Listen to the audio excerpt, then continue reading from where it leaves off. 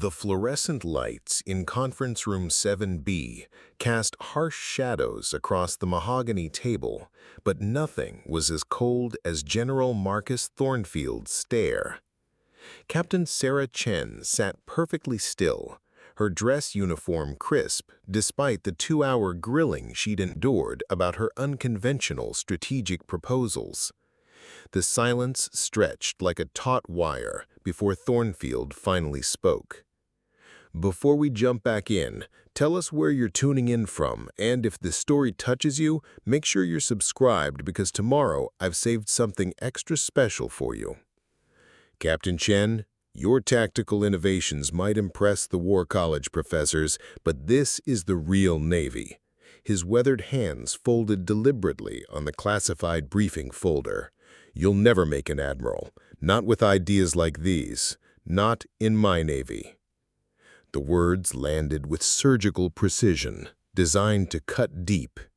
Sarah maintained her composure, years of training keeping her expression neutral, but something shifted behind her dark eyes.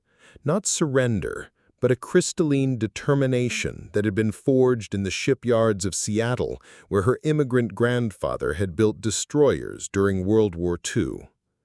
3 months before this moment, Captain Sarah Chen had been riding high on a wave of professional success that seemed to be destined to carry her to the highest echelons of naval command.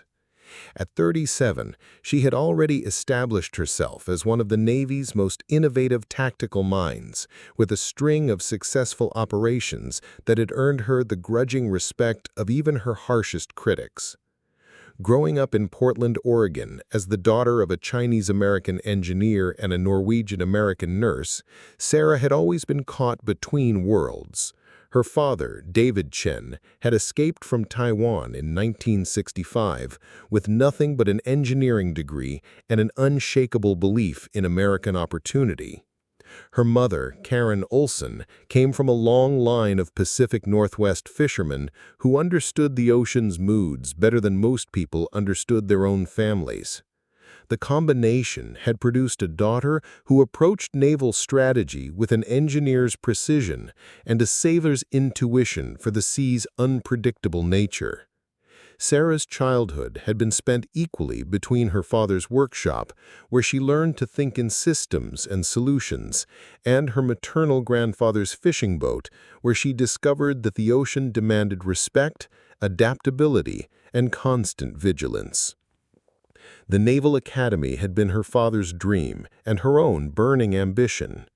Annapolis in the late 1990s was still very much an old boys' club, where being Asian American and female meant fighting twice as hard for half the recognition.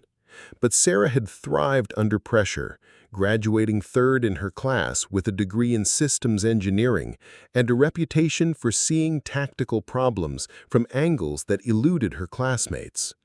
Her first assignment aboard the destroyer USS Fitzgerald had been a baptism by fire in the contested waters of the Korean Peninsula.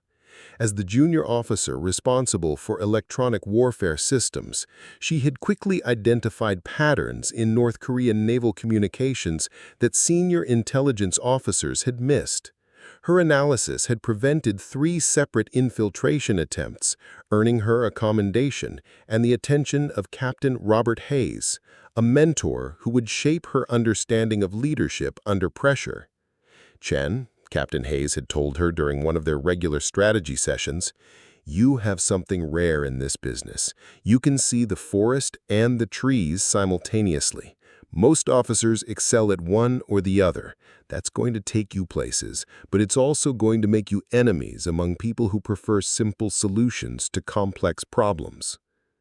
Those words had proven prophetic as Sarah advanced through increasingly challenging assignments. Her expertise in integrated warfare systems had earned her positions aboard cruisers and aircraft carriers, where she developed innovative approaches to coordinating multi-platform operations.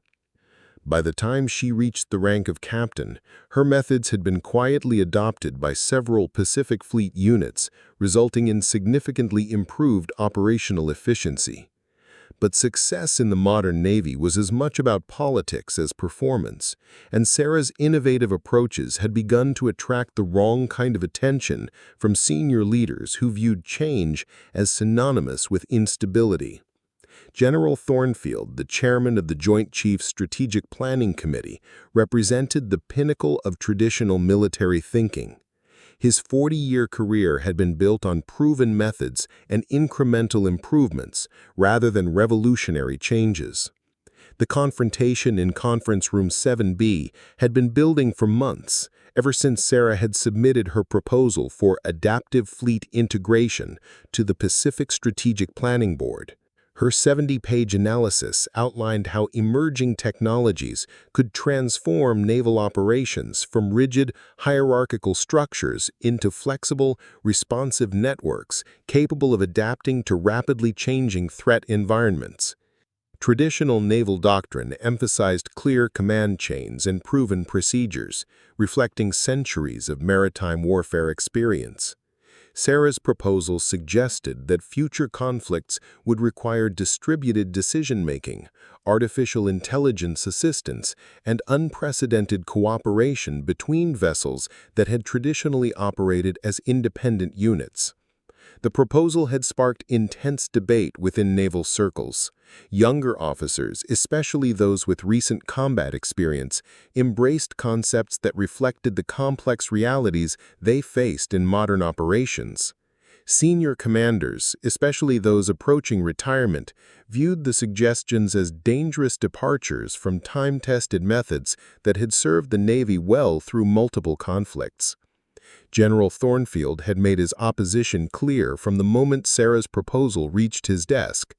During preliminary review sessions, he had questioned not just her ideas, but her qualifications to suggest such fundamental changes to naval doctrine. His criticism had grown increasingly personal, focusing on her relative youth and limited experience in senior command positions. "Captain Shen," he had said during one particularly heated exchange, "the Navy is not a laboratory for untested theories. Our sailors' lives depend on proven methods and experienced leadership. Your academic approach to warfare might work in computer simulations, but real combat requires judgment that comes from years of traditional command experience." The implicit message was clear. Sarah's innovations were viewed as dangerous experimentation rather than necessary evolution. Her success in implementing similar systems on a smaller scale was dismissed as lucky outcomes rather than validation of superior methods. The morning of the final presentation, Sarah had arrived at the Pentagon carrying 3 thick binders of supporting data, case studies from successful implementations, and detailed projections showing how her methods could improve fleet effectiveness by 30% while reducing operational costs by 20%. She had spent weeks preparing for every possible objection, armed with statistics and real-world examples that demonstrated the practical value of her approach. But as she sat across from General Thornfield and his panel of senior officers, Sarah realized that data and logic would not be sufficient to overcome institutional resistance to change. The questions directed at her focused less on the technical merits of her proposals and more on her authority to suggest such radical departures from established doctrine. "Captain, your service record shows competence at your current level," General Thornfield had said, his tone suggesting that competence was barely adequate. "But fleet-level strategic planning requires a different kind of thinking. Experience with traditional methods provides the foundation necessary to evaluate whether new approaches might be safely implemented." Sarah had responded with detailed explanations of how her methods had been successfully tested in real-world situations, including a classified operation in the Strait of Hormuz, where her integrated coordination had prevented a potential international incident. But each success story was met with skepticism about whether small-scale implementations could be safely scaled to fleet-level operations. The final blow came when General Thornfield questioned whether Sarah's background and perspective provided the necessary understanding of traditional naval culture to safely implement changes that could affect thousands of sailors and billions of dollars in military assets. Captain Chen, innovation for its own sake is not leadership, he had concluded. The Navy needs officers who understand that our traditions exist for good reasons, developed through centuries of experience that cannot be replaced by theoretical analysis. As Sarah left Conference Room 7B, walking through the Pentagon's sterile corridors toward the parking garage, she reflected on the profound irony of her situation. Her methods had proven more effective than traditional approaches in every practical test, but that success was being used as evidence that she was too radical for senior command responsibility. The drive back to her temporary quarters in Arlington gave her time to process what had just occurred. General Thornfield hadn't simply rejected her proposals. He had essentially declared that her career advancement was incompatible with her commitment to innovative thinking. The choice was clear. Abandon her methods and conform to traditional expectations, or accept that her ideas would prevent her from reaching positions where she could implement them on a meaningful scale. That evening, Sarah sat in her small apartment, reviewing the proposal that had sparked such controversy. Every page represented months of careful analysis, supported by operational data and theoretical frameworks that had been validated through practical application. She had created something that could genuinely improve naval effectiveness, but the institutional resistance was too strong to overcome through conventional channels. Her phone buzzed with a text message from Captain Hayes, her old mentor who had retired the year before. "Heard about today. Don't let them convince you that being right is the same as being wrong. Some fights are worth having, even when you can't win them immediately." Sarah smiled at the familiar wisdom. Captain Hayes had always understood that true leadership sometimes meant accepting personal costs to advance ideas that would benefit others. As she prepared for bed, Sarah made a decision that would define the rest of her career. She would not abandon her innovations to satisfy institutional politics, even if that meant accepting General Thornfield's prediction about her future.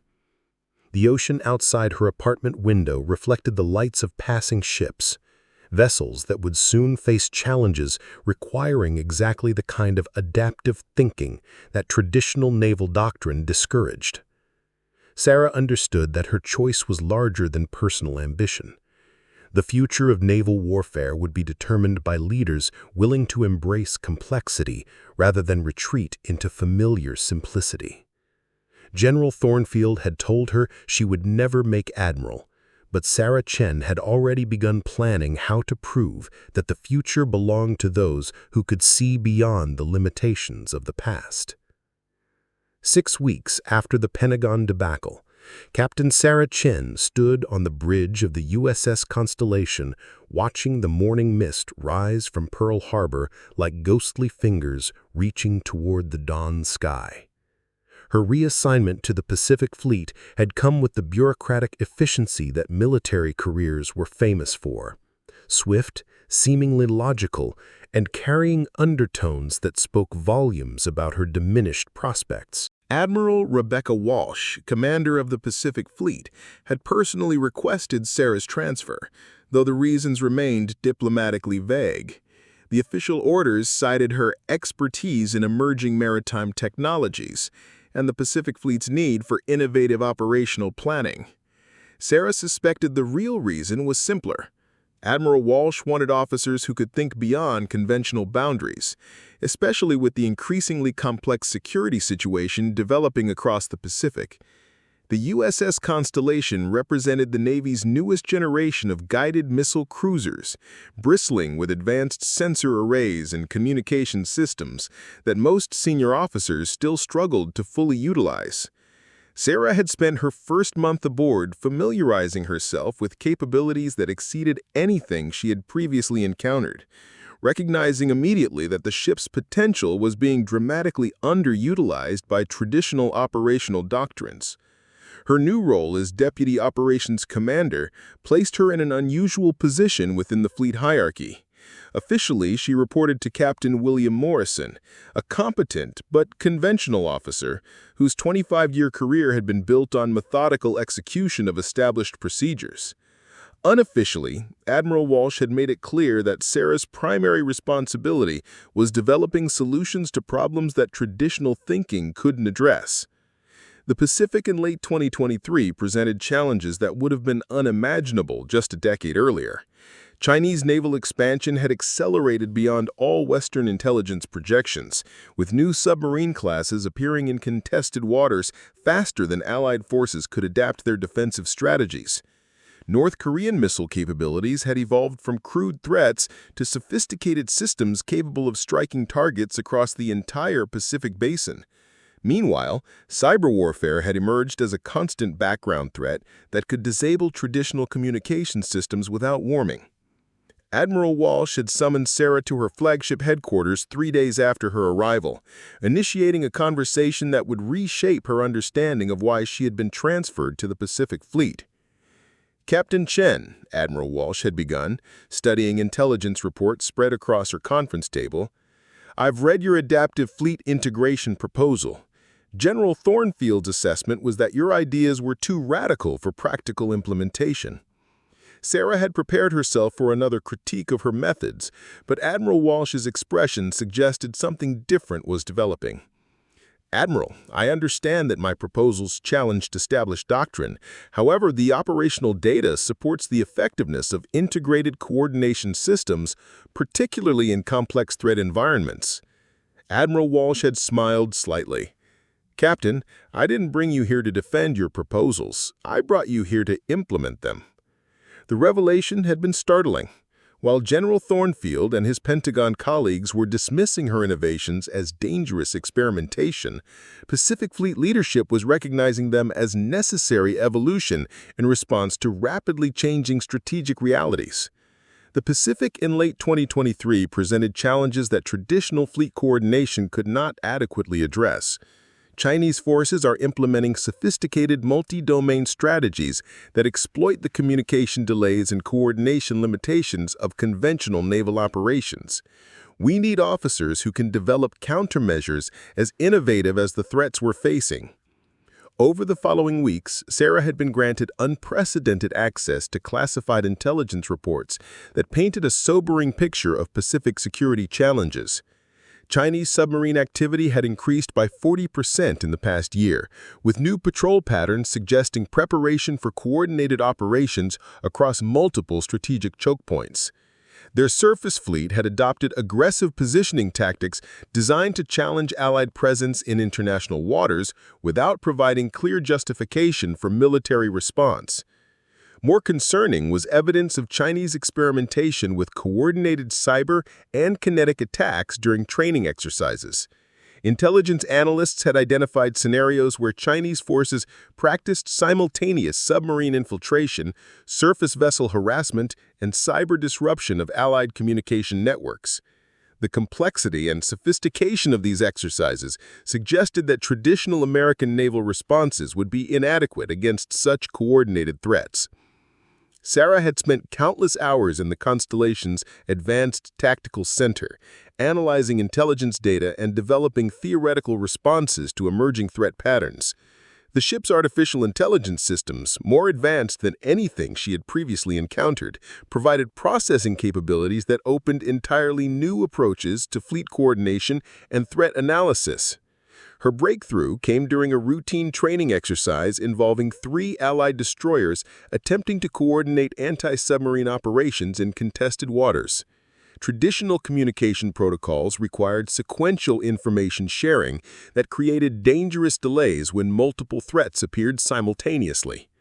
Sarah had observed the exercise from the Constellation's command center, recognizing immediately that the coordination limitations she had identified in her Pentagon proposal were creating real vulnerabilities in current operations.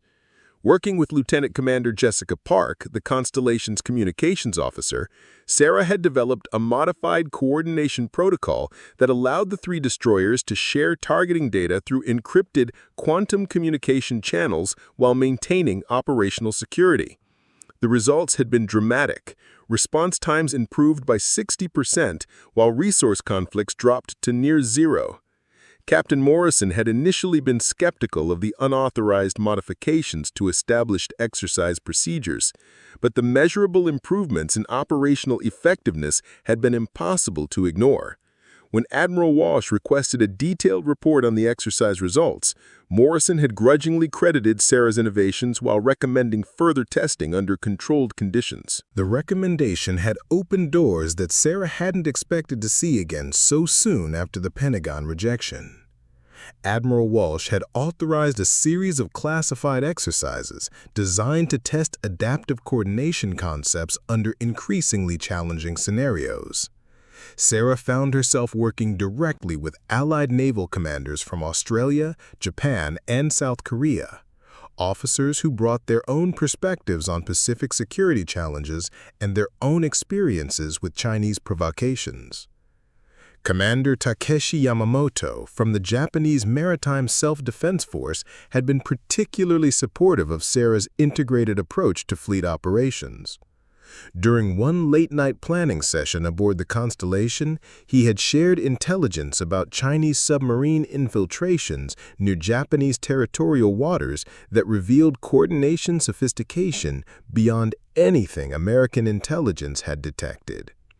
Captain Chen, Commander Yamamoto had said, studying tactical displays showing Chinese submarine movements, "Your coordination concepts address exactly the kind of multi-vector threats we're seeing in real operations.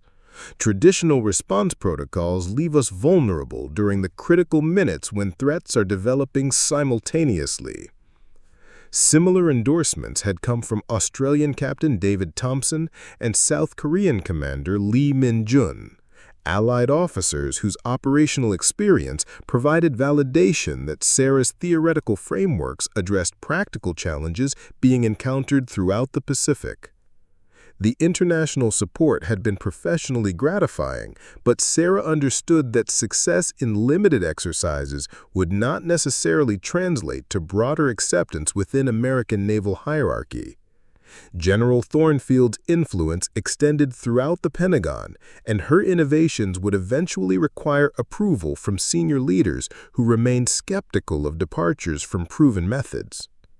Her opportunity to demonstrate larger-scale effectiveness came through an unexpected source: Chinese military provocations that were becoming increasingly bold and sophisticated.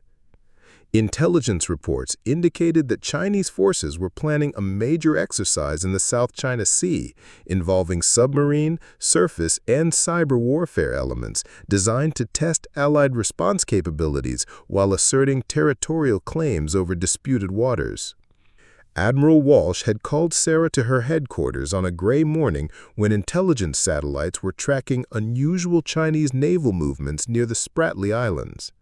The secure briefing room had been filled with senior Pacific Fleet officers, intelligence analysts, and communication specialists working to understand the scope and implications of developing Chinese activities. Captain Chen, Admiral Walsh had begun, indicating classified satellite imagery on the main display. Chinese forces are positioning for what appears to be their most ambitious coordinated exercise ever attempted.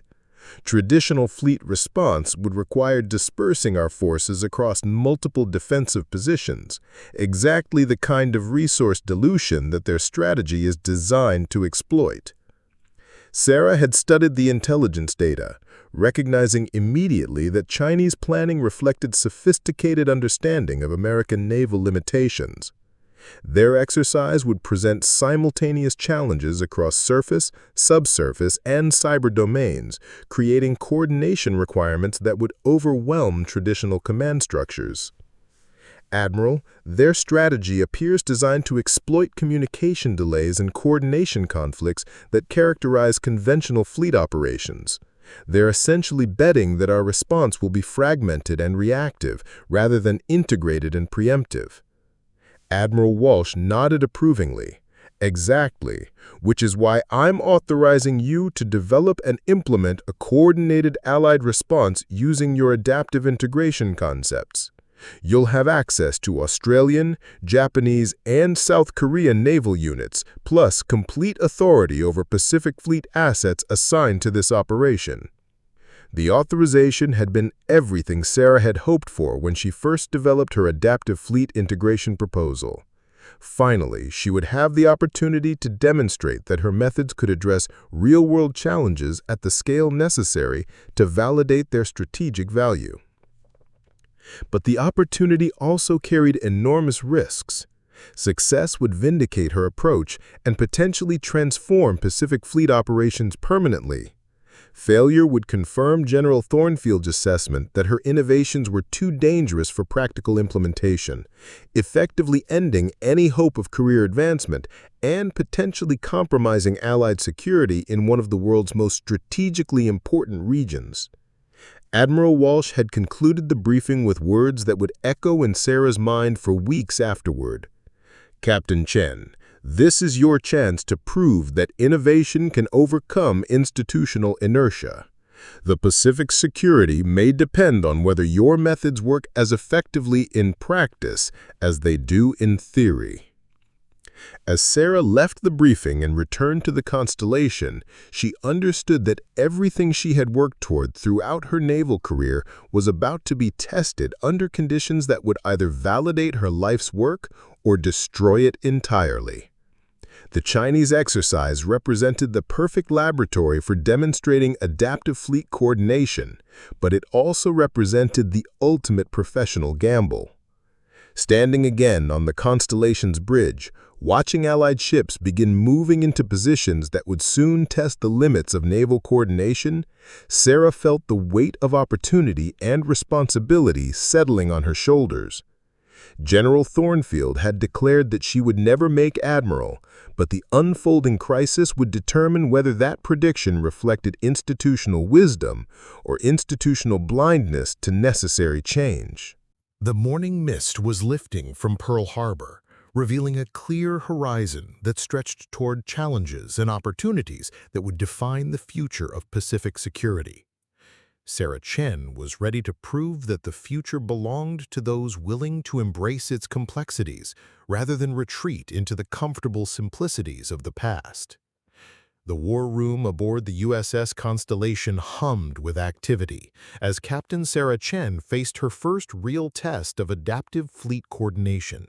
14 Allied vessels from 4 nations were scattered across 800 square miles of Pacific Ocean, each representing a different naval tradition, communication protocol, and tactical philosophy. The challenge wasn't just coordinating their movements, it was creating unity from diversity while Chinese surveillance satellites tracked every maneuver. Sarah stood before the massive holographic display that dominated the center of the room, watching real-time data streams from Australian frigates, Japanese destroyers, South Korean corvettes, and American cruisers merge into a coherent tactical picture. The integration software she had developed was processing thousands of data points per second, but the human element remained the wild card that could make or break the entire operation. "Captain Chen," called out Lieutenant Commander Park from her station, "the HMS Sydney is reporting compatibility issues with our quantum encryption protocols. Their legacy systems are struggling to maintain synchronization with the network." This was exactly the kind of problem Sarah had anticipated, but hoped to avoid. The Australian frigate represented older naval technology that couldn't seamlessly interface with the cutting-edge systems she was implementing. Traditional naval doctrine would require Sydney to operate independently, creating a gap in coverage that enemy forces could exploit. "Patch me through to Captain Thompson directly," Sarah ordered, moving to the secure communication console. Within seconds, the weathered face of the Australian commander appeared on her screen, salt spray visible on his bridge windows behind him. Captain Chen, my systems are 20 years old and weren't designed for this kind of integration. My communications officer is doing his best, but we're creating more problems than we're solving.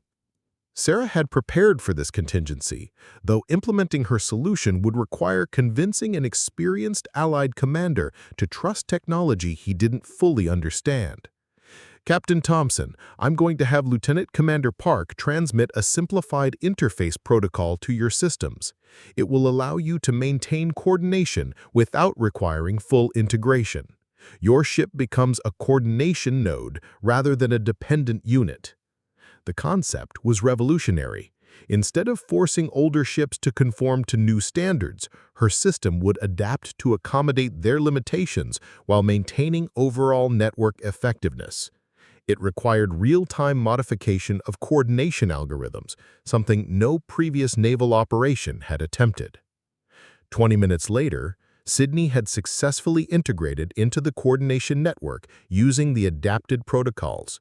Captain Thompson's voice carried genuine surprise when he reported back. Captain Chen, I've never seen anything like this. My 30-year career in naval operations, and I'm watching coordination efficiency that shouldn't be possible with mixed-generation technology. But success with the Australian frigate had consumed precious time that Sarah couldn't afford to lose. Chinese reconnaissance aircraft were making increasingly bold overflights of the Allied formation, clearly testing response times and coordination effectiveness. Intelligence reports indicated that Chinese submarine units were moving into positions that would allow them to observe Allied anti-submarine warfare capabilities. The first major challenge came when Commander Yamamoto reported sonar contacts that suggested Chinese submarine infiltration near the Japanese destroyer Akagi. Traditional protocols would require the Japanese ship to assume defensive posture while calling for support from Allied anti-submarine warfare units. Sarah's adaptive coordination offered a different approach. Commander Yamamoto, maintain current course and speed, Sarah transmitted on the secure channel. We're going to coordinate a three-dimensional response using Australian sonar arrays and South Korean torpedo guidance systems. Your ship becomes the coordination center for a distributed ASW network. The proposal was ambitious to the point of being reckless. No Allied naval operation had ever attempted real-time coordination of anti-submarine warfare across multiple national command structures. The communication delays alone could create dangerous conflicts between units operating in close proximity. But Sarah's coordination software had been designed specifically for this kind of complex integration. As she watched the tactical display, Allied ships began moving in patterns that would have been impossible under traditional command structures. The Akagi maintained its screening position, while HMS Sydney adjusted course to provide additional sonar coverage. South Korean corvette Pohang moved into torpedo firing position while maintaining communication with all Allied units. The Chinese submarine, designated Contact Romeo 7 by the Coordination Network, found itself tracked by multiple Allied units using shared targeting data that was updated in real time. What should have been a successful reconnaissance mission became a demonstration of Allied coordination capabilities that exceeded anything Chinese intelligence had anticipated. Contact Romeo 7 is withdrawing toward territorial waters, reported Commander Yamamoto, his voice carrying professional satisfaction. Sarah felt a moment of professional pride before the next challenge emerged. Lieutenant Commander Park was receiving urgent communications from the Pentagon, where General Thornfield was demanding immediate updates on the unauthorized modifications to established Pacific Fleet procedures. Ma'am, General Thornfield's staff is requesting detailed explanations of the coordination protocols we're implementing, Park reported, her expression suggesting she understood the political implications. They're particularly concerned about the integration of foreign naval units under American command authority. The timing was hardly coincidental. Chinese surveillance had undoubtedly detected the unusual coordination patterns, and intelligence sharing between Beijing and Washington meant that news of Sarah's innovations had reached critics in the Pentagon faster than official reports could be filed. Captain Morrison appeared on the bridge, his expression carrying the carefully controlled tension of an officer caught between competing authorities. "Captain Chen, I've received direct communication from General Thornfield's office. He is expressing serious concerns about the operational risks of implementing untested coordination protocols during active operations." Sarah recognized the bureaucratic assault for what it was, an attempt to undermine her authority during the critical phase of proving her methods. General Thornfield was using the same tactics that had worked during the Pentagon briefing, questioning her authority to make decisions that challenged established doctrine.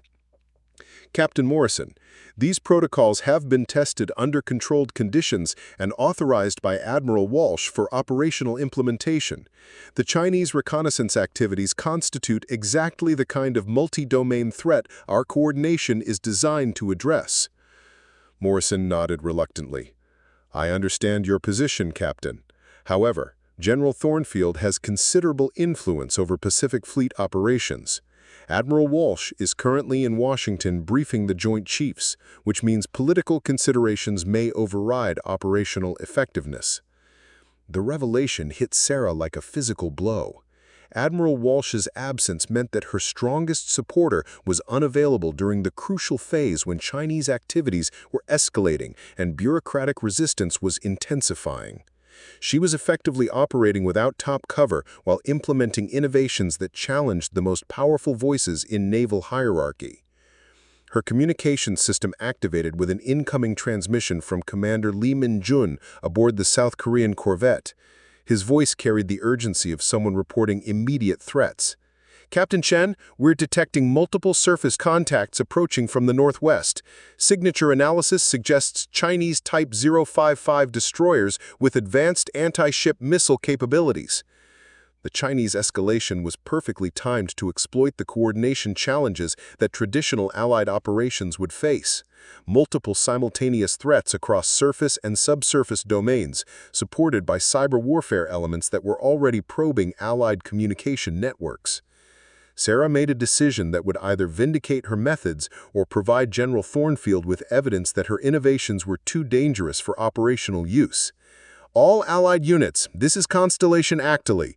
Chinese forces are implementing coordinated multi-domain provocation. Execute Adaptive Defense Pattern Charlie 7. Pattern Charlie 7 was her most ambitious coordination protocol, requiring Allied ships to operate as a unified defensive network while maintaining the flexibility to respond to rapidly changing threat conditions. It had never been tested under actual operational conditions, and failure could result in collision between Allied vessels or gaps in coverage that Chinese forces could exploit. The next 30 minutes would determine whether months of theoretical development and limited testing could translate into effective defense against sophisticated Chinese military operations. Sarah watched her tactical display show 14 Allied ships from 4 nations beginning to move in patterns that defied traditional naval formation doctrine. Australian frigates assumed positions that optimized their sonar coverage, while Japanese destroyers configured their missile systems for coordinated air defense. South Korean corvettes moved into screening positions that protected larger Allied units while maintaining optimal firing solutions against approaching Chinese vessels. The coordination was working, but Sarah could see stress indicators appearing throughout the network. Real-time integration of multiple national command systems was pushing her software to its operational limits, while creating communication loads that threatened to overwhelm quantum encryption protocols. "Captain Chen, we're approaching maximum data processing capacity. The coordination network is handling 10 times the information load it was designed for."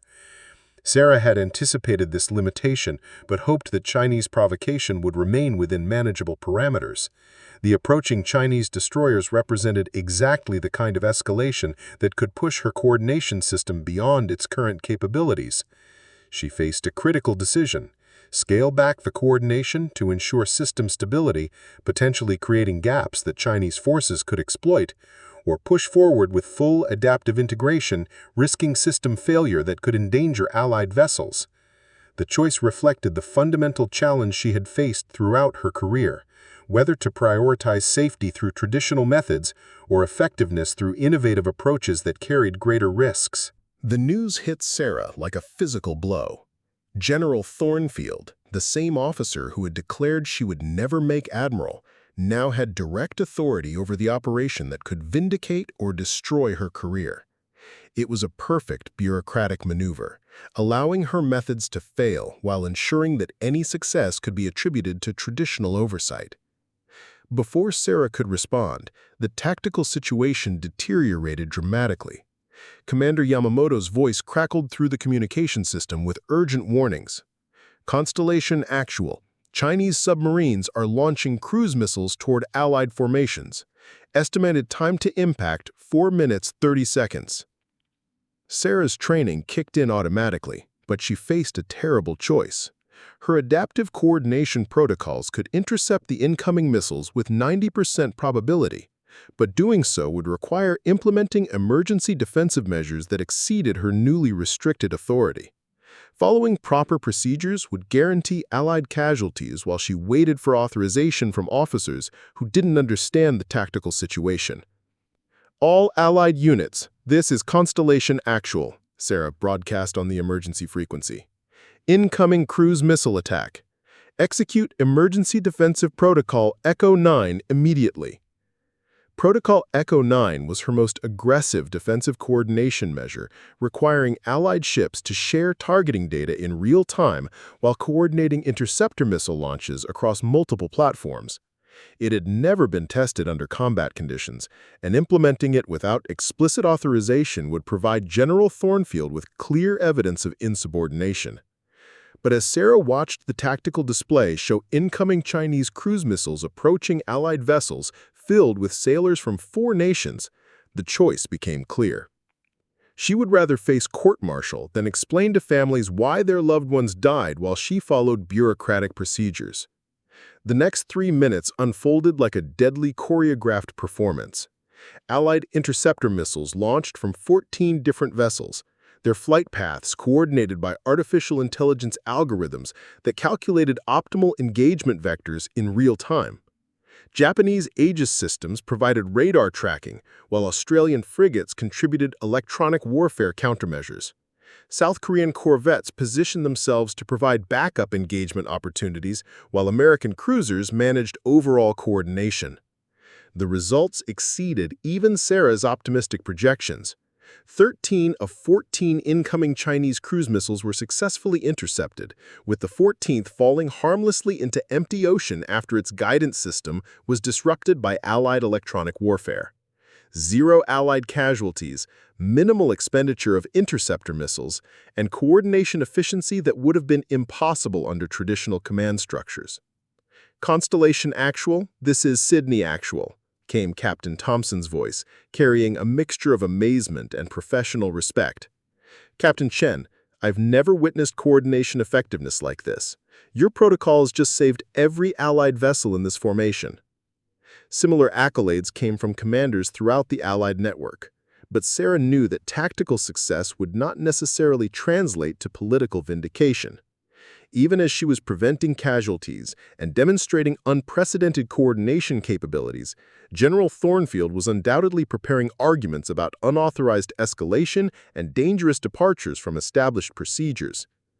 Her fears were confirmed when Lieutenant Commander Park reported incoming communications from the Pentagon. Ma'am, General Thornfield is demanding immediate cessation of all adaptive coordination protocols. He's claiming that your defensive measures constitute offensive actions that could be interpreted as acts of war. The accusation was bureaucratically brilliant and strategically insane.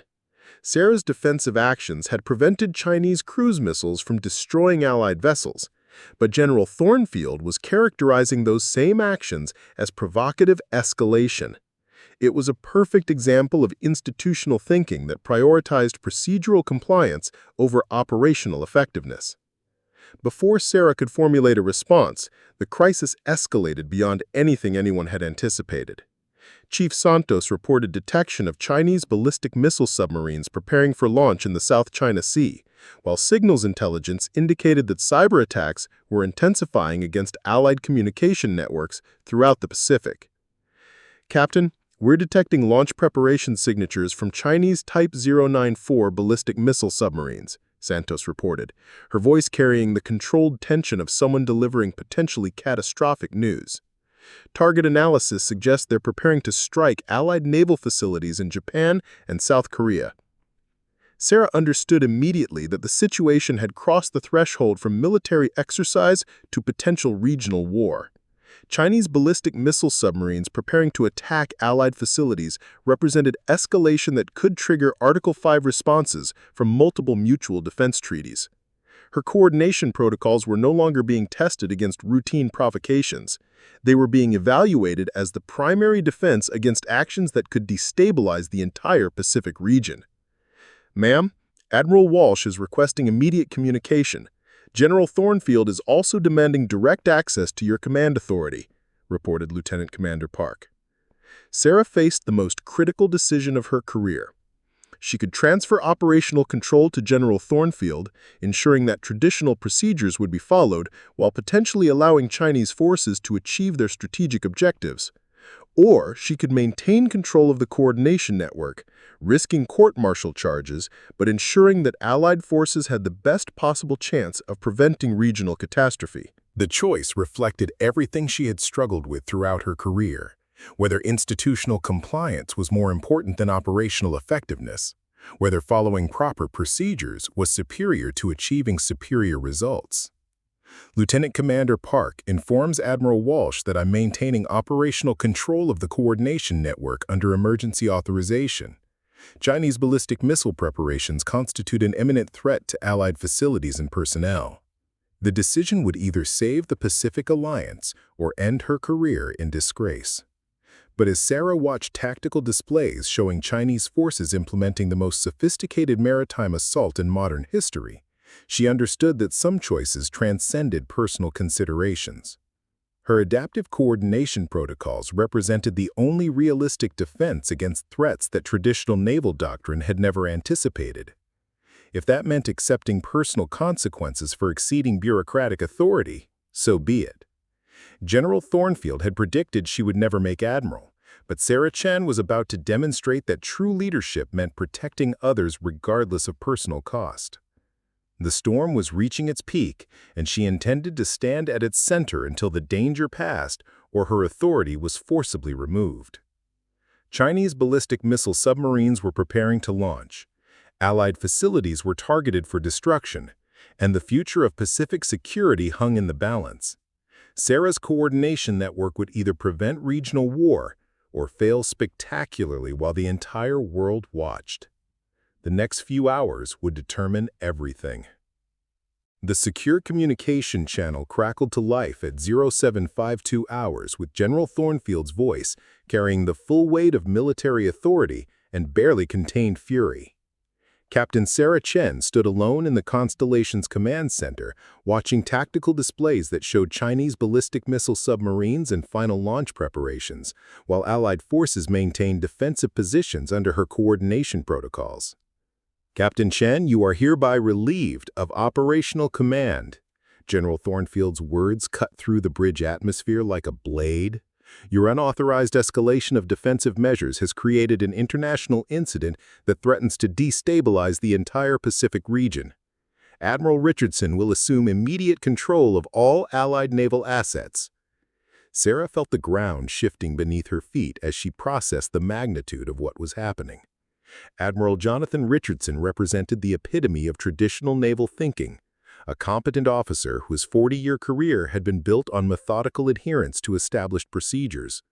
His assumption of command would effectively end any hope of maintaining the adaptive coordination that had kept Allied forces alive through the past 6 hours of Chinese aggression.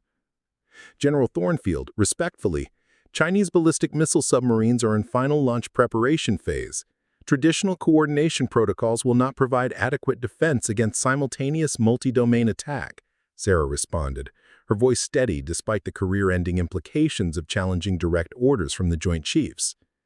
"Captain, your experimental methods have provoked exactly the kind of escalation that proper military doctrine is designed to prevent," Thornfield replied, his tone carrying the certainty of someone who viewed complexity as evidence of poor planning.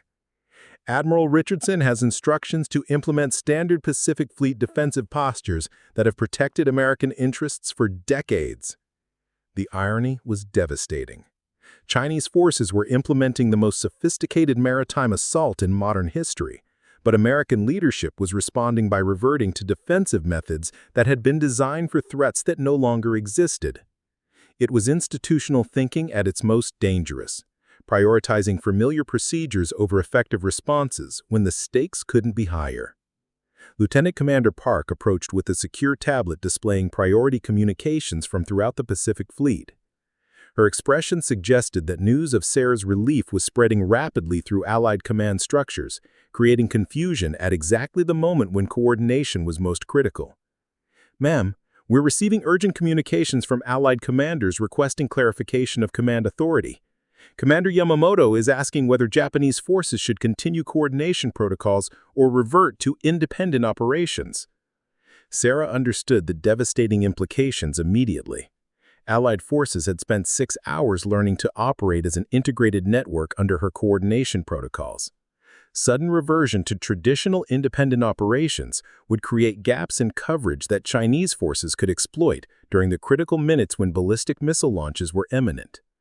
"Ma'am, Admiral Richardson is requesting immediate transfer of all coordination network access codes. General Thornfield's staff has prepared termination procedures for the adaptive integration systems." The request represented more than just command transfer. It would effectively destroy months of development work and operational relationships that had enabled unprecedented Allied coordination. Admiral Richardson's traditional methods would require disbanding the integrated network and repositioning Allied forces according to decades-old doctrine that Chinese forces had specifically designed their assault to defeat. Before Sarah could respond, the tactical situation deteriorated beyond anyone's worst-case projections. Chief Santos reported multiple launch signatures from the South China Sea, while Commander Yamamoto transmitted urgent warnings about Chinese submarine-launched ballistic missiles already in flight toward Allied naval facilities. "Constellation Actual, this is Akagi Actual," came Commander Yamamoto's voice, tight with controlled urgency. "We have confirmed ballistic missile launches from Chinese Type 094 submarines. Trajectory analysis indicates targets include Yokosuka Naval Base and Busan Naval Station. Estimated time to impact, 11 minutes. Sarah felt time slowing as she processed the magnitude of the developing catastrophe. Chinese ballistic missiles were actually in flight toward Allied facilities that housed thousands of military personnel and civilian contractors. Traditional missile defense systems, operating independently under Admiral Richardson's command authority, would have perhaps a 30% probability of successful interception. Her adaptive coordination network, with its integrated tracking systems and distributed interceptor capabilities, could achieve 90% interception probability, but only if she maintained operational control during the critical engagement window. The choice was no longer between following orders and exceeding authority. It was between accepting potential court-martial charges and watching Allied personnel die because institutional procedures prevented effective defense. "Lieutenant Commander Park, maintain all coordination network connections," Sarah ordered, her voice carrying the calm determination of someone who had committed completely to accepting personal consequences for operational effectiveness. "Prepare for Emergency Ballistic Missile Defense Protocol Omega-1. Park hesitated for a moment, understanding the implications of following orders that directly contradicted instructions from the Joint Chiefs.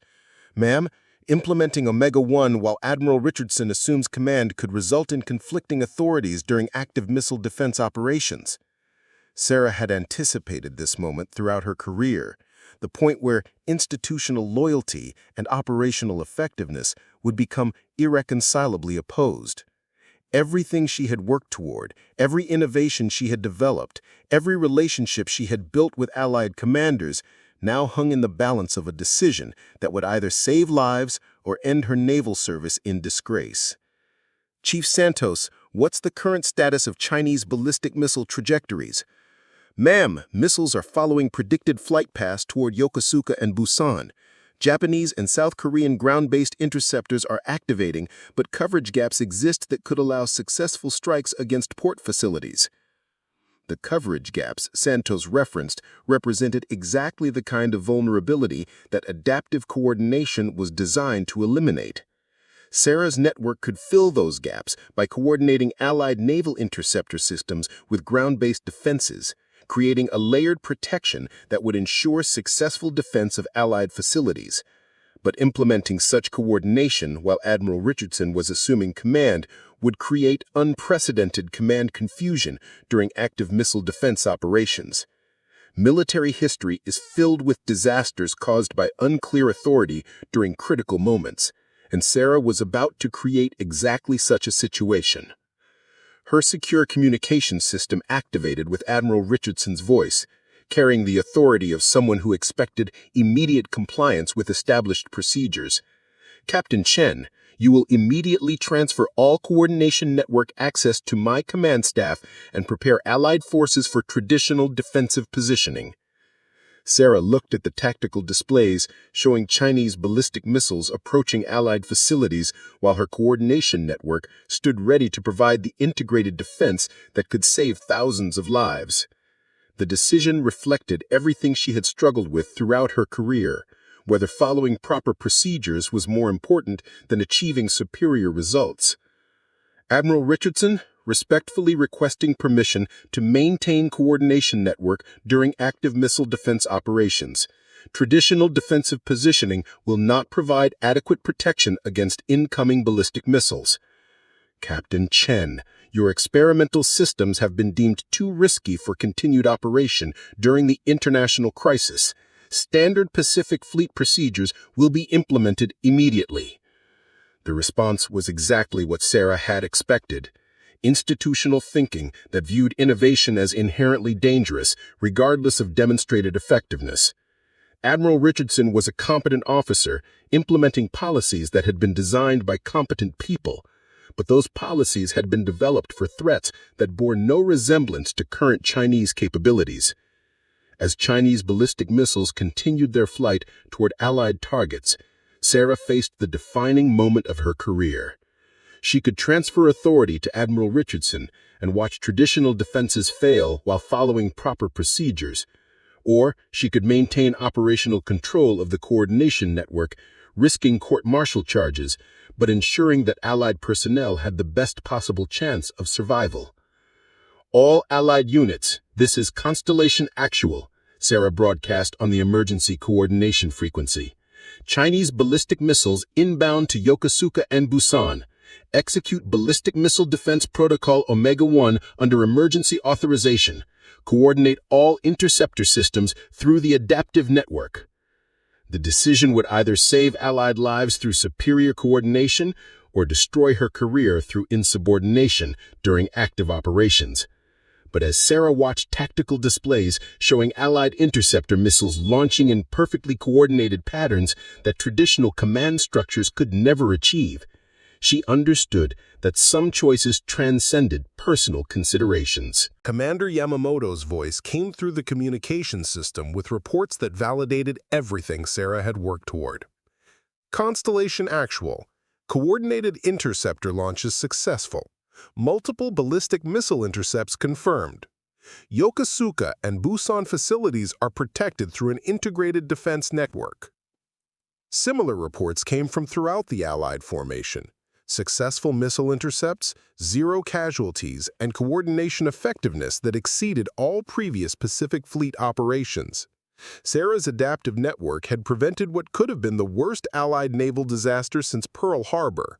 But even as she was saving Allied lives through superior coordination, Sarah knew that General Thornfield was preparing arguments about insubordination and unauthorized escalation that could end her career regardless of operational success. The institutional machinery that had opposed her innovations throughout her career would not be stopped by evidence of their effectiveness. Lieutenant Commander Park approached with communications from the Pentagon that confirmed Sarah's fears. Ma'am, General Thornfield is demanding an immediate explanation of why you implemented unauthorized ballistic missile defense operations. Admiral Richardson has filed formal complaints about command interference during active operations. The accusations were already being prepared, but Sarah felt a profound calm settling over her as she watched Allied forces coordinate with unprecedented effectiveness under her adaptive protocols. She had proven that innovation could overcome institutional resistance when the stakes were highest, even if that proof came at the cost of her own career. Chinese ballistic missiles had been defeated, Allied personnel were safe, and the coordination network had demonstrated capabilities that would transform Pacific Fleet operations permanently. General Thornfield had predicted she would never make Admiral, but Sarah Chen had just demonstrated that true leadership meant protecting others regardless of personal cost. The storm was reaching its peak, and she stood at its center, ready to face whatever consequences emerged from choosing operational effectiveness over institutional compliance. The secured video conference that would determine Captain Sarah Chen's fate began at 13:47 hours Pacific Time, connecting the USS Constellation with the Pentagon Crisis Management Center, Allied command centers in Tokyo and Canberra, and the White House Situation Room. Sarah stood at attention in the Constellation's main briefing chamber, facing a wall of screens displaying the most senior military and civilian leadership from 4 nations. President Catherine Morrison occupied the center screen, flanked by Defense Secretary Robert Hayes and National Security Advisor Dr. Elizabeth Warren. Their expressions carried the gravity of leaders who had just witnessed the closest approach to regional Pacific war since 1945. Behind them, she could see the familiar figure of General Thornfield, his face a mask of barely controlled satisfaction as he prepared to present his case for her court-martial. Captain Chen, President Morrison began, her voice carrying the weight of constitutional authority. In the past 8 hours, you have repeatedly exceeded your operational mandate, ignored direct orders from superior officers, and implemented unauthorized military systems during an international crisis. These actions would normally result in immediate arrest and court-martial proceedings. Sarah felt the weight of institutional judgment pressing down on her, but she maintained perfect military bearing as she prepared to accept the consequences of choosing operational effectiveness over bureaucratic compliance. Everything she had worked toward throughout her naval career was about to be destroyed, but Allied personnel were alive because of decisions she had made when institutional procedures would have failed them. However, President Morrison continued, her tone shifting subtly, preliminary analysis indicates that your coordination protocols prevented what could have been the most devastating attack on Allied forces since Pearl Harbor. We need to understand exactly what happened and why traditional defensive measures were deemed inadequate. The slight opening gave Sarah hope that institutional leadership might be willing to evaluate her methods based on results rather than procedures. But she also understood that General Thornfield would present compelling arguments about the dangers of allowing individual officers to override established command structures, regardless of immediate outcomes. Admiral Walsh appeared on one of the secondary screens, her expression carrying professional respect mixed with concern about the political implications of the crisis. Captain Chen, before we address command authority issues, please brief the assembled leadership on the specific threats that required adaptive coordination responses. Sarah activated the main tactical display showing the scope and sophistication of Chinese operations that had unfolded over the past 8 hours. The presentation that followed would either vindicate her career-long commitment to innovation or provide final evidence that her methods were too dangerous for military implementation. Madam President, Chinese forces implemented the most sophisticated coordinated maritime assault in modern history. Sarah began highlighting the multi-domain nature of the threat. Traditional Pacific Fleet defensive procedures were designed for sequential threats across single domains. Chinese operations presented simultaneous challenges across surface, subsurface, cyber, aerospace, and ballistic missile domains. She advanced through tactical displays showing the timeline of Chinese escalation from initial submarine infiltration through cyber attacks, cruise missile launches, and finally ballistic missile strikes against Allied facilities. Each phase had been designed to exploit specific weaknesses in traditional Allied coordination methods. Chinese strategists clearly studied American naval doctrine and designed their assault to overwhelm conventional defensive responses. Traditional command structures require sequential decision-making and independent unit operations that create gaps in coverage during complex multi-domain attacks. President Morrison studied the tactical analysis with the attention of someone who understood that military failures could have political consequences extending far beyond immediate operational concerns. Captain Chen, explain why your coordination protocols were more effective than standard defensive measures. Sarah had prepared for this question throughout her career, understanding that institutional leadership would need compelling evidence to accept fundamental changes to military doctrine. The answer would either transform Pacific Fleet operations or confirm General Thornfield's assessment that her innovations were dangerous departures from proven methods. Madam President, adaptive coordination eliminates communication delays and resource conflicts that characterize traditional multi-unit operations. Instead of operating as independent platforms, Allied vessels become integrated components of a unified defensive network. She demonstrated the concept using real-time data from the ballistic missile interceptions that had saved Yokosuka and Busan naval stations. Traditional defensive procedures would have required Japanese and South Korean ground-based systems to operate independently, creating coverage gaps that Chinese missiles could exploit. Adaptive coordination integrated ground-based, sea-based, and air-based interceptor systems into a unified defensive network. Real-time data sharing and AI-assisted targeting allowed multiple platforms to engage the same threats without resource conflicts or communication delays. The results spoke for themselves. 14 Chinese ballistic missiles intercepted with 0 Allied casualties and minimal expenditure of defensive resources. Traditional methods would have achieved perhaps 40% interception rates while consuming twice as many interceptor missiles. General Thornfield finally spoke, his voice carrying the authority of someone who had dedicated his career to military institutional stability. Madam President, Captain Chen's results are impressive, but her methods represent fundamental departures from command structures that have protected American interests for decades. Sarah recognized the argument for what it was: institutional thinking that viewed any departure from established procedures as inherently dangerous, regardless of demonstrated effectiveness. General Thornfield was arguing that following proper procedures was more important than achieving superior results. Captain Chen exceeded her operational mandate, ignored direct orders from superior officers, and implemented untested systems during the international crisis, Thornfield continued. Military discipline requires adherence to established command structures, particularly during situations where unauthorized actions could trigger regional conflict. The accusation was carefully crafted to focus on procedural violations rather than operational effectiveness. General Thornfield was arguing that Sarah's success proved the dangers of allowing individual officers to override institutional authority, creating precedents that could undermine military command structure permanently. President Morrison considered both perspectives before addressing the fundamental question that would determine Sarah's fate and the future of adaptive coordination in Pacific Fleet operations.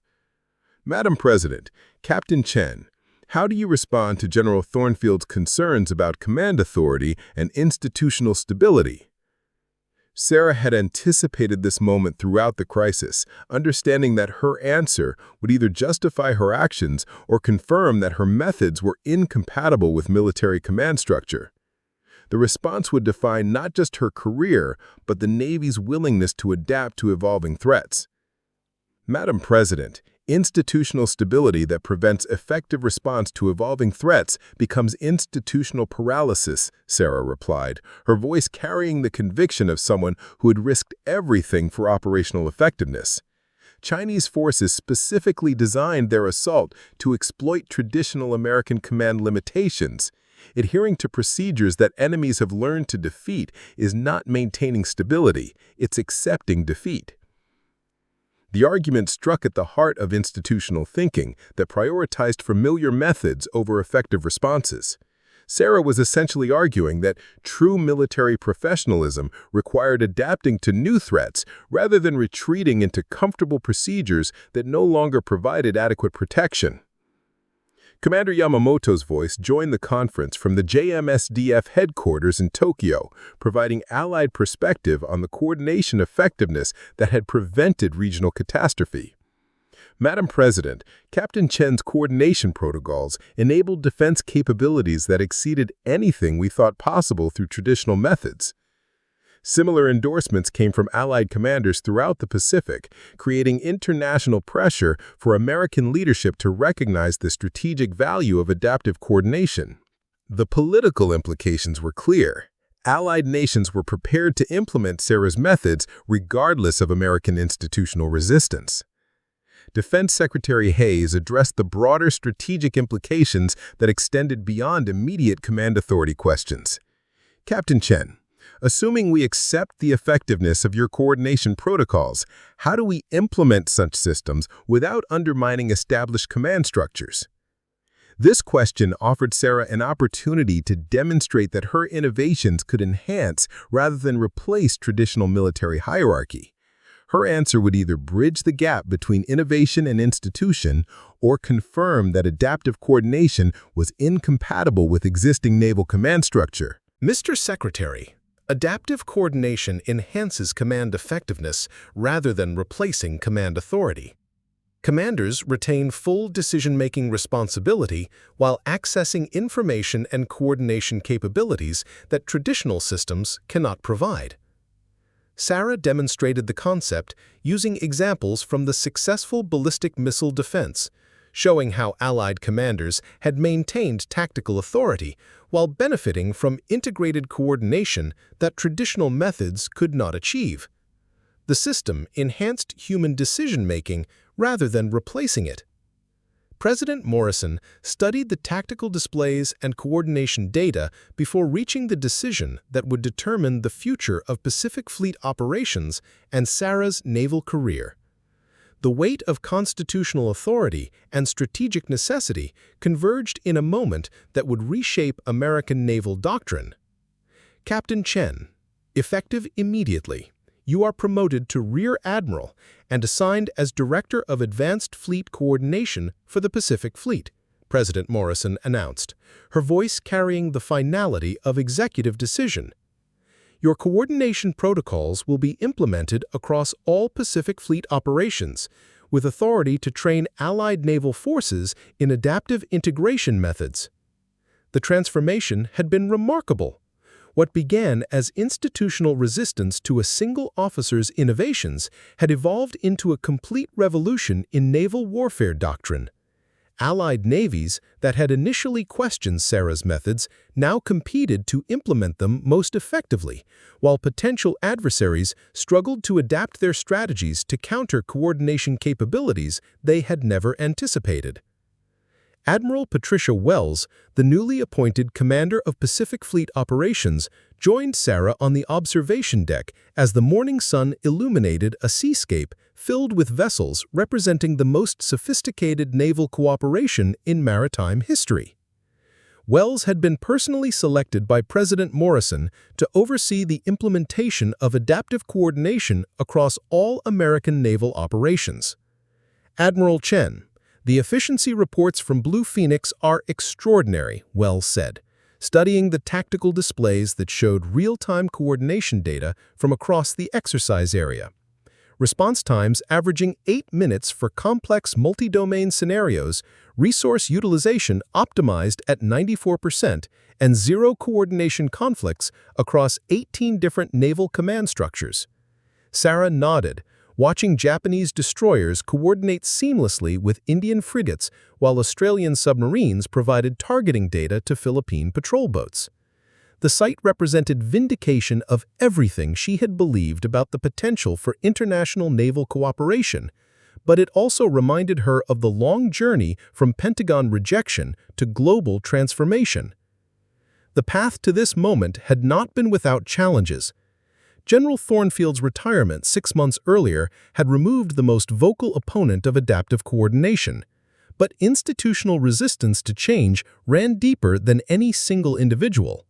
Implementing revolutionary coordination systems across multiple national navies had required overcoming decades of traditional thinking and bureaucratic inertia. Sarah's first assignment as Director of Advanced Fleet Coordination had been establishing the International Naval Coordination Academy on Guam, where officers from allied nations could learn to operate adaptive integration systems. The Academy had become the most prestigious assignment in modern naval service, with a waiting list that extended 2 years for admission to advanced coordination programs. Commander Lisa Park, Sarah's former communications officer, who had been promoted to captain and assigned as deputy director of the academy, approached with the morning intelligence briefing. Park had become one of the most effective advocates for adaptive coordination, having witnessed its development from theoretical concept to operational reality. Admiral, overnight intelligence indicates that Chinese naval doctrine has undergone fundamental revision in response to our coordination capabilities, Park reported. Their traditional multi-domain assault strategies have been abandoned in favor of asymmetric approaches that avoid direct confrontation with integrated allied networks. The strategic implications were profound.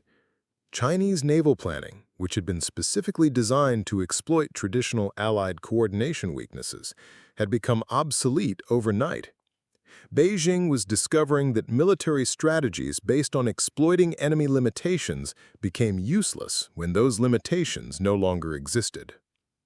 Similar adaptations were occurring throughout potential adversary forces.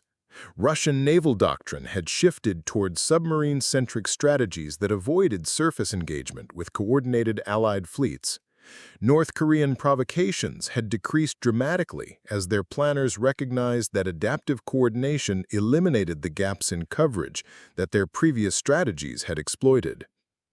Captain Park, what's the current status of global implementation? Sarah asked, reviewing intelligence summaries that painted a picture of worldwide naval transformation. Admiral, 37 nations have requested training in adaptive coordination systems. The European Union has voted to standardize their naval operations around our integration protocols. Even traditionally neutral nations like Switzerland are inquiring about coordination academy programs for their lake patrol forces. The global demand for adaptive coordination training had exceeded all projections, creating diplomatic opportunities that extended far beyond military cooperation. Nations that implemented Sarah's coordination systems found themselves naturally aligned with Allied strategic objectives, creating a network of maritime cooperation that strengthened international stability. But perhaps the most significant transformation had occurred within American naval culture itself. Officers who had once viewed innovation with suspicion now actively sought assignments involving adaptive coordination development. The Naval War College had established an entire curriculum around integration theory, with Sarah's original adaptive fleet integration proposal becoming required reading for all senior command candidates. Admiral Wells received priority communication from the Pentagon and gestured for Sarah to join her at the secure terminal. Defense Secretary Hayes appeared on the display, his expression carrying news that would reshape Sarah's understanding of her role in naval transformation. Admiral Chen, congratulations are in order, Secretary Hayes began. The President has nominated you for promotion to Vice Admiral and assignment as Deputy Chief of Naval Operations for Strategic Innovation. The Senate confirmation hearing is scheduled for next month. The promotion represented recognition beyond Sarah's most ambitious dreams. The Deputy Chief of Naval Operations position would place her among the most senior naval officers in American history, with authority over strategic planning that could affect global maritime security for decades. But Sarah also understood the broader implications. Her assignment to such a senior position represented institutional acknowledgement that innovation was no longer viewed as a dangerous departure from tradition, but as essential evolution in response to changing strategic realities. "Mr. Secretary, I'm honored by the President's confidence," Sarah replied. "What are the specific responsibilities of the strategic innovation position?" "Admiral, you'll have authority over all naval research and development programs, coordination with allied nations on emerging maritime technologies, and oversight of officer education programs that prepare future naval leaders for complex threat environments." The assignment would essentially place Sarah in charge of ensuring that the American Navy remained ahead of potential adversaries through continuous innovation rather than reliance on traditional advantages. It was a complete reversal of the institutional thinking that had once viewed her methods as dangerous experimentation. As the communication concluded, Sarah reflected on the extraordinary journey that had brought her from Pentagon rejection to the highest levels of naval leadership. Every challenge she had faced, every moment of institutional resistance, every personal risk she had accepted had contributed to transformations that now protected Allied sailors throughout the world's oceans. Commander Yamamoto, now promoted to captain and serving as liaison officer for Japanese Maritime Self-Defense Force cooperation, approached with reports from the Blue Phoenix exercise that demonstrated the global impact of adaptive coordination. His career had paralleled Sarah's in many ways, as both had championed international cooperation despite institutional pressure to maintain traditional national approaches. Admiral Chen, the exercise results exceed every historical benchmark for multinational naval operations. More importantly, junior officers from all participating nations are requesting permanent assignment to coordination programs. We're creating a generation of naval leaders who think in terms of integration rather than competition. The cultural transformation was perhaps more significant than the technological advances. Young officers who learned adaptive coordination as their primary naval doctrine would carry those principles throughout their careers, creating permanent change that would outlast any individual leader or specific technology. Sarah's communication system activated with an incoming message from an unexpected source. Captain Robert Hayes, her old mentor who had retired years earlier, appeared on the personal display with a smile that carried decades of professional satisfaction. "Admiral Chen, I've been following your career with great pride," Hayes said. "When I told you that seeing the forest and the trees would take you places, but also make you enemies, I never imagined it would take you this far, or that your enemies would become so completely irrelevant." The reference to their conversation years earlier reminded Sarah of how far both she and the entire naval institution had traveled. Officers who had once opposed her methods now advocated for their implementation, while the strategic environment had evolved to validate every innovation she had championed. "Captain Hayes, everything you taught me about leadership under pressure made this transformation possible," Sarah replied. "The principles you emphasized about protecting others, regardless of personal cost, became the foundation for every decision that led to this moment." As Blue Phoenix continued across the Pacific horizon, Sarah understood that her story represented more than individual career success. It demonstrated that institutional change was possible when strategic necessity overcame bureaucratic resistance, and that innovation could triumph over tradition when the stakes demanded evolution rather than stagnation. The transformation of Pacific Fleet operations had created ripple effects throughout global maritime security. Allied nations operated with unprecedented coordination. Potential adversaries had been forced to abandon strategies based on exploiting Allied weaknesses, and a new generation of naval officers was learning to think in terms of integration rather than competition. General Thornfield's prediction that she would never make admiral had been proven spectacularly wrong. But more importantly, his institutional resistance to innovation had been overcome by evidence that adaptation was essential for survival in evolving strategic environments. As the sun reached its zenith over the Pacific, illuminating 127 vessels from 18 nations operating in perfect harmony, Rear Admiral Sarah Chen understood that her journey was far from over. The promotion to Vice Admiral would provide opportunities to influence naval development on an even larger scale, ensuring that the American Navy remained ahead of emerging threats through continuous innovation. The general who said she'd never make admiral had been proven wrong, but Sarah's story was ultimately about something larger than personal vindication. It was about the power of persistence in the face of institutional resistance, the importance of innovation in addressing evolving challenges, and the truth that protecting others sometimes requires accepting personal risks that transcend individual considerations. Standing on the deck of the Pacific Fleet flagship, watching the most sophisticated naval cooperation in human history unfold under coordination systems she had risked everything to develop, Admiral Sarah Chen embodied the transformation of an entire institution that had learned to embrace complexity rather than retreat into familiar simplicity. The future of naval warfare belonged to those willing to see beyond the limitations of the past, and Sarah Chen had proven that the most powerful response to those who say never is simply to build a better tomorrow. The afternoon brought unexpected visitors to the Enterprise as a helicopter touched down on the flight deck carrying a delegation that would reshape Sarah's understanding of her global impact.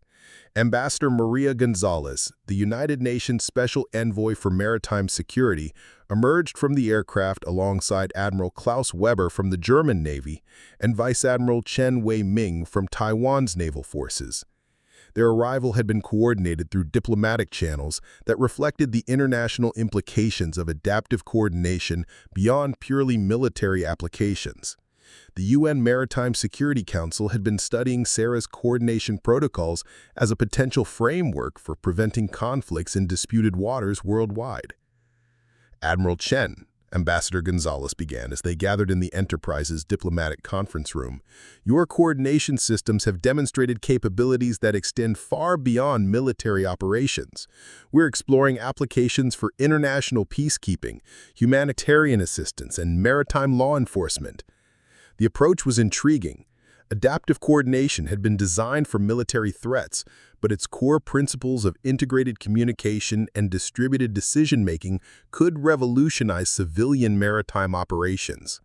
Coast Guard forces, merchant marine coordination, and even environmental monitoring could benefit from the same integration capabilities that had transformed naval warfare. Admiral Weber presented detailed analysis of European implementation experiences that revealed unexpected benefits extending into commercial shipping and port operations. Admiral Chen, coordination protocols originally developed for military purposes have reduced shipping delays by 35% while improving maritime safety across all European Union waters. The economic implications were staggering. More efficient coordination of commercial maritime traffic could generate billions of dollars in increased trade efficiency while reducing environmental impact through optimized routing and fuel consumption. Sarah's military innovations were creating civilian benefits that extended far beyond their original purpose. Vice Admiral Chen Wei-ming shared intelligence about Chinese responses to adaptive coordination that revealed the strategic transformation occurring throughout the Pacific region. Admiral Chen, Beijing's naval strategies have fundamentally shifted from confrontational approaches to collaborative engagement. Your coordination capabilities have essentially made traditional maritime aggression too costly to attempt. The strategic deterrent effect of adaptive coordination had exceeded all projections. Potential adversaries discovered that military strategies based on exploiting coordination weaknesses became obsolete when those weaknesses no longer existed. Regional stability had improved dramatically as aggressive powers found their traditional advantages neutralized. Sarah's secure communication system activated with a priority message from Admiral Jennifer Martinez, the newly appointed Commandant of the Naval Academy at Annapolis.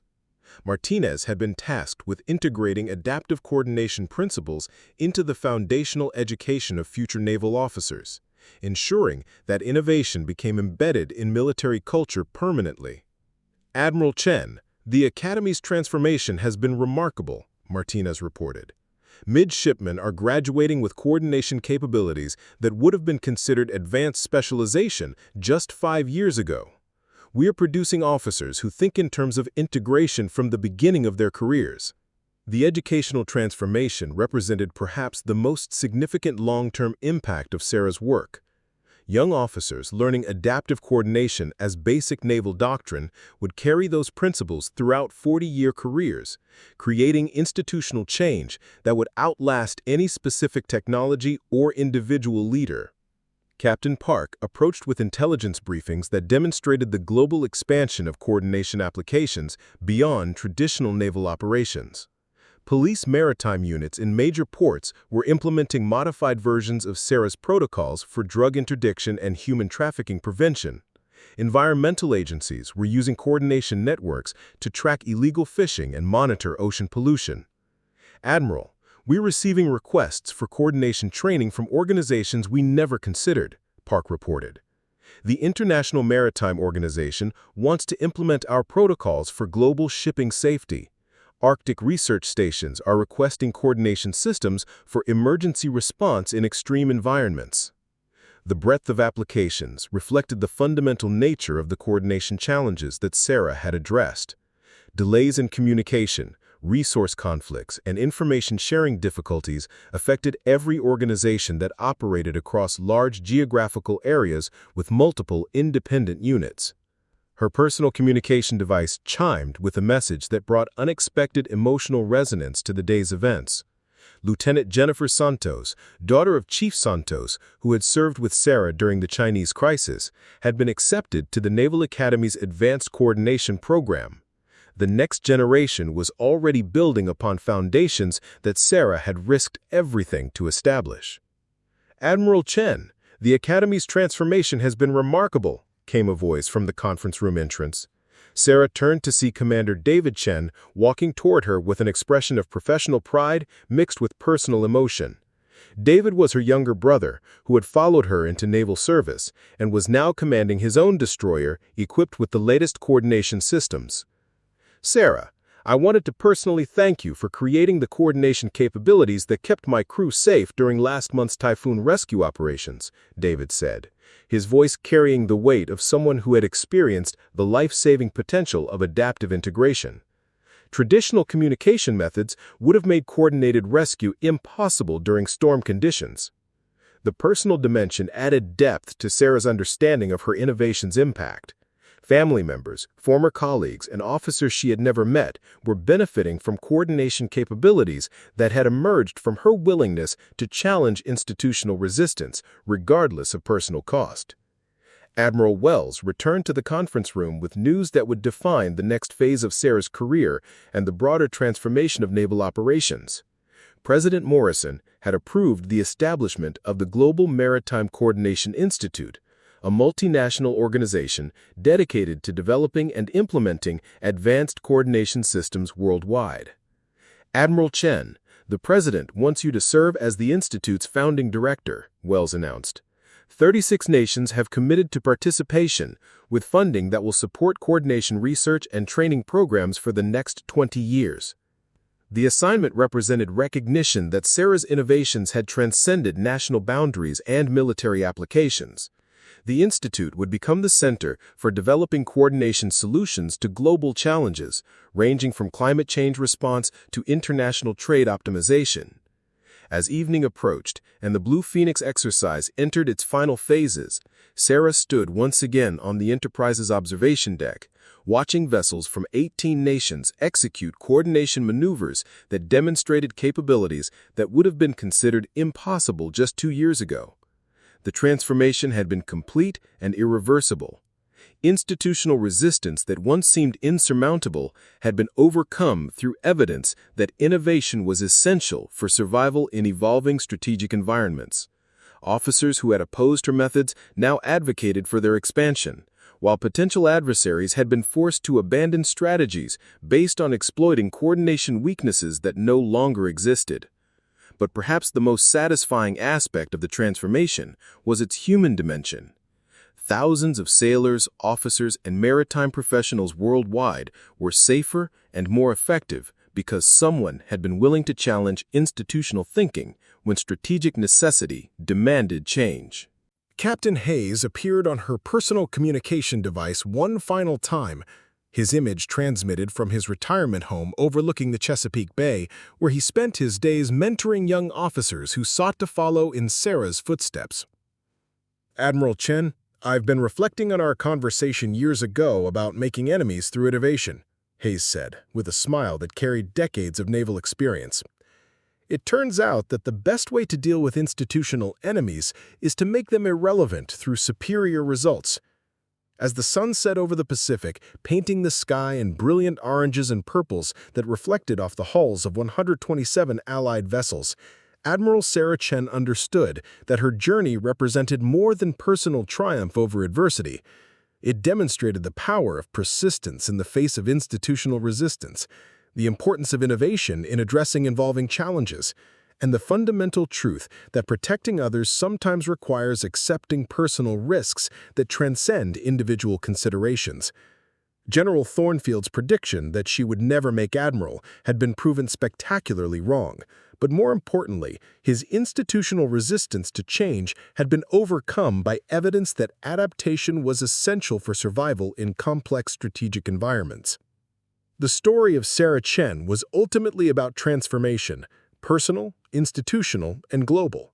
From Pentagon rejection to worldwide recognition, from isolated innovation to international standard, from individual risk to collective benefit, her journey proved that the most powerful response to those who say never is simply to build a better tomorrow, regardless of the personal cost required to achieve it. Standing on the deck of the Pacific Fleet's flagship, watching the sunset on the most sophisticated naval coordination in human history, Admiral Sarah Chen embodied the transformation of an entire way of thinking about leadership, innovation, and the courage required to challenge established limitations when strategic necessity demanded evolution rather than stagnation. Up next, you've got two more standout stories right on your screen. If this one hits the mark, you won't want to pass these up. Just click and check them out. And don't forget to subscribe and turn on the notification bell so you don't miss any upload from us.